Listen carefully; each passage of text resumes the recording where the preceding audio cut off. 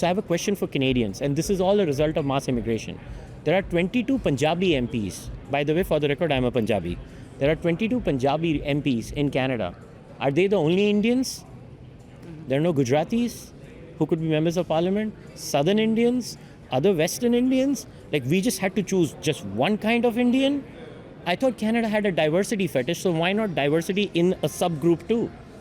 Nobody wants to answer these questions is because there is a certain lot of extremist groups in Canada that use mass immigration, victimhood culture very well, and they mesh it all together, and then they create this mess, and the pieces of which are to be picked up by the immigrants themselves.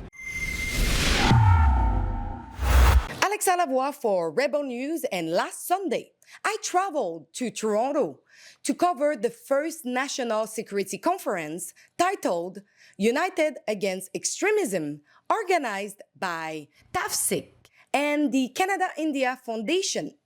I drove all the way from Montreal because at Rebel News, we believe in showing you the other side of the story.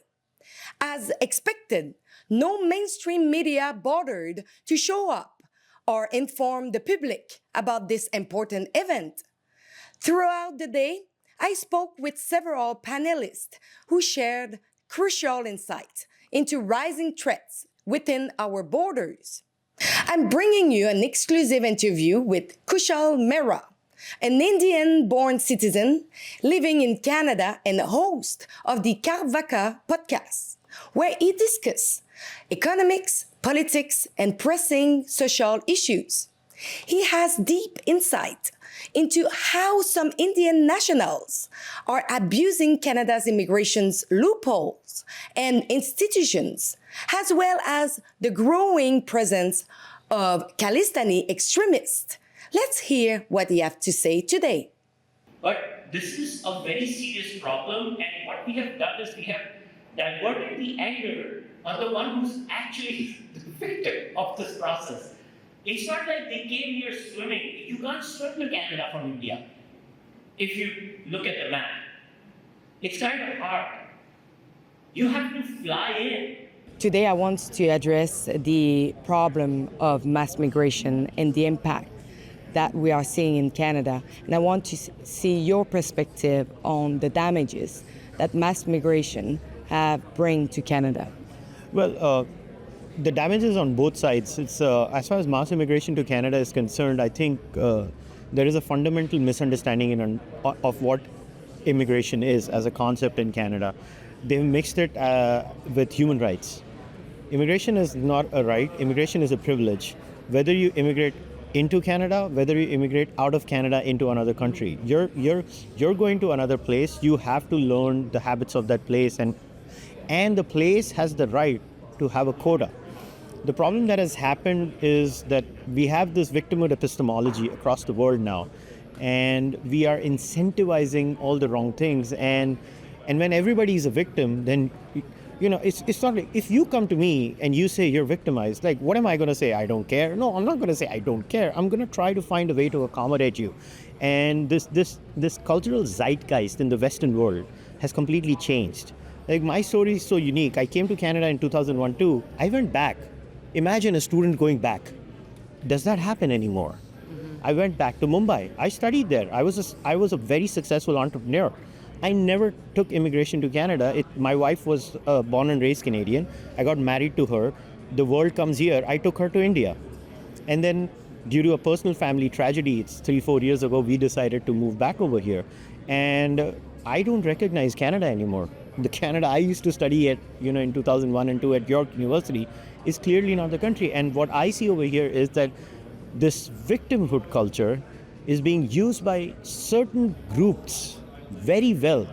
I think they have very good lawyers, I have to say. They read the law better than an average Canadian does, and they are weaponizing it, and they're using it to get people who are not needed in the society. Let's say Canada needs plumbers, electricians. We have a shortage of tradesmen in Canada, but we don't get them. All we get is like a bunch of people who can at best be Uber drivers or Uber Eats or just work as a cashier somewhere. That's not the kind of skill Canada needs right now. We don't have tradesmen. We have too many Uber drivers. I have nothing against Uber drivers. Even I would become one if the opportunity comes. This is not a jibe at that, but I'm trying to raise the point that what we need, we don't get. What we get, we don't need. You cannot sustain this, and it actually backfires on the immigrant, because then people take their anger out on the immigrant as if the immigrant is sitting in India or anywhere in the world and they have so much power that they can convince the entire Canadian system sitting in India. They are that powerful, right? Right? They sit there, they call the Canadian Prime Minister apparently and tell them, you let me in. It's being weaponized by Canadian politicians because somewhere in our culture we have put group identity over individual identity. I don't care what the color of your skin is, what your religion is. I could be from India and I have more things in common with some people in Canada than my own country. So when the locus of a society goes from individual identity to group identity, these immigration scams happen. There's a term in India, we call it Godi media, as in people who are in the lap of the establishment. And they use that word, Godi media, in the foreign interference report, FYI. There's a loophole. And the refugee loophole has been exploited, the LMIA system has been exploited, the student visa program has been exploited. You had 80 diploma mills just in Brampton, Ontario. You cannot have that many diploma colleges. And I personally went in my investigation, I used to go around. We have, I've seen small colleges in India. They're smaller than India. You cannot be smaller than India. You have better facilities here. And these are the scams that are happening right now, and I say this with full responsibility. They are actively aided and abetted by Canadian members of parliament, not by immigration agents. By immigration agents who work in cahoots with Canadian members of parliament, who I'm not going to name, but everybody knows who they are. Because this is a thing, how come knowing about Roxham Road and all the bad effects that was coming up, Justin Trudeau was brief on this.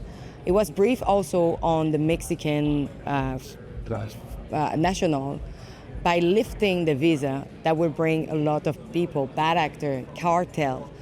He did it anyway. And it also lifted the visa requirement during a part of time. He knew what will happen. How come knowing all this, they did it anyway? I mean, Occam's razor says sometimes the most obvious answer is the most realistic one. The obvious answer is they were corrupt. They were paid off. My parents had to go through a giant amount of paperwork. This is a myth that there is no paperwork. The paperwork is for the people who have a conscience. The problem is that the ones who know they don't have a conscience, they know what to do and how to circumvent the system. The problem is you have to stop the circumventing of the system. And that is aided and abetted, unfortunately, by Canadian members of parliament. So what happens is the Canadian members of parliament, your ire should be at the parliamentarian, you take it out of the immigrant. That's the problem. If you go around in Indian neighborhoods and you ask anyone about mass immigration or immigration, they'd be like, just stop. And these are the same people who are getting all this hatred. They come. They don't want it. Have people seen the polling data? Has anybody gone and polled the Indians and asked them about the rate of immigration they want from India? And forget that. Canada has a diversity fetish. So I have a question for Canadians, and this is all a result of mass immigration. There are 22 Punjabi MPs. By the way, for the record, I'm a Punjabi. There are 22 Punjabi MPs in Canada. Are they the only Indians? There are no Gujaratis who could be members of parliament, Southern Indians, other Western Indians. Like, we just had to choose just one kind of Indian. I thought Canada had a diversity fetish, so why not diversity in a subgroup too?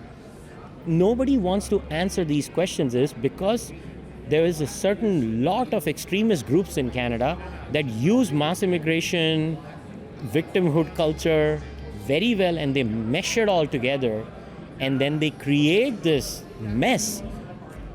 and the pieces of which are to be picked up by the immigrants themselves. Girls are being sexually trafficked in Canada. We have now barely touched the base. I think the Toronto Star also spoke about it after people like me were howling and screaming for years.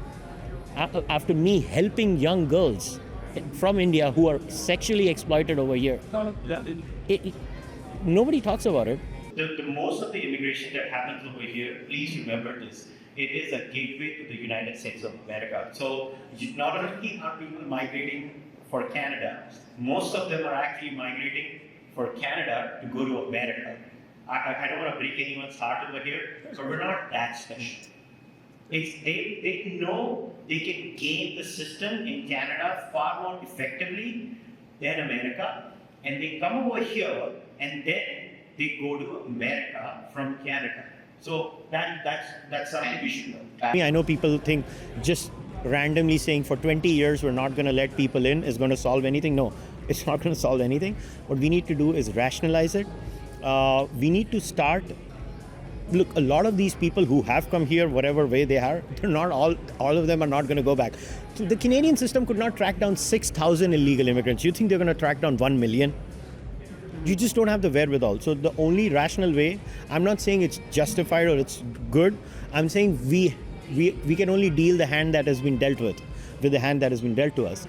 I think we need to find a way of reskilling these people, and diploma mills are not the right way of doing it. Whosoever can be sent back should be sent back.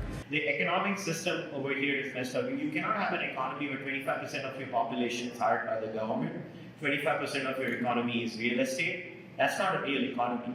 That sounds a lot like Pakistan. My understanding of the Canadian system is the Conservatives wait for the Liberals to okay it. So notice this, before the election, nobody was using the K word of Canada, Khalistan. Suddenly, Mark Carney made it okay by starting to talk to India. And then suddenly, the CSIS report comes and CSIS mentions Khalistan. And lo and behold, Conservative MPs are using the K word now. Who okayed it? Who made it? Fine to discuss it. So I don't think the solution is Mark Carney gets replaced by a Conservative, because you can literally track down speeches of Conservative politicians in this country, and their version of immigration or immigration reform is not that different from the others. The only solution is if Canadians start writing to their individual members of parliament. Really important conference like that, and no mainstream media showed up, but we are here to show you the other side of the story. So if you appreciate our work and you want to support us, please go over rebelfieldreports.com, chip in whatever you want, couple of bucks to help us to continue to show you the other side of the story, because I drove from Montreal to Toronto to show you. Thanks.